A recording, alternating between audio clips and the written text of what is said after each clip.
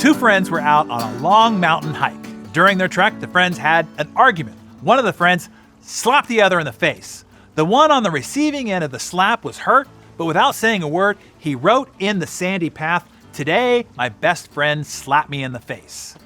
The two friends kept hiking until they found an area where the river had pooled. They decided to stop and rest. As they waded into the refreshing pool, the friend who had been slapped got stuck in the mire and started drowning, but his friend saved him.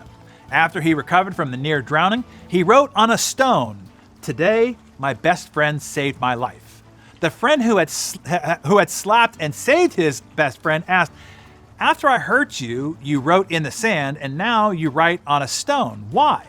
The other friend replied, "When someone hurts us, we should write it down in sand where the winds of forgiveness can erase it away.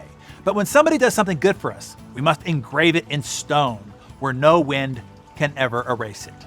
So what are the lessons that we can take away from this? A couple of things, I think. One, it is good to have a good friend to slap you in the face every once in a while. My very definition of a friend is someone who will tell you you are being an a-hole when in fact you are being an a-hole.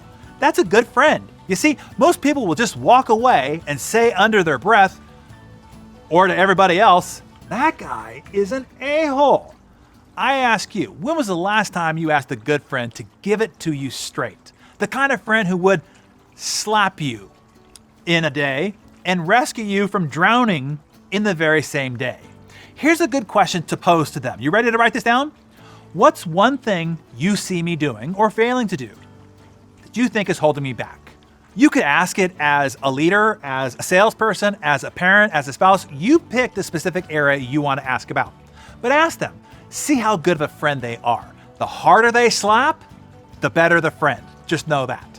The second lesson is this. When you get slapped or are slighted or feel like you are mistreated, it is naive to say it doesn't hurt. Of course it hurts. You're human. You are allowed to feel hurt. It's normal. But write your resentment in the sand. Don't etch it on your heart. Let the winds of forgiveness eventually erase the hurt away. I talk with so many people who still hold grudges and resentments from instances that happened long ago. So long ago that the perpetrator themselves wouldn't even be able to remember the encounter, but the long-suffering victim continues to harbor the bitterness. The problem is that they wrote the rancor of the moment on the wrong surface. So remember, a slap, write it on sand, not stone. A rescue, stone, not sand. There's a tragedy in getting those backwards.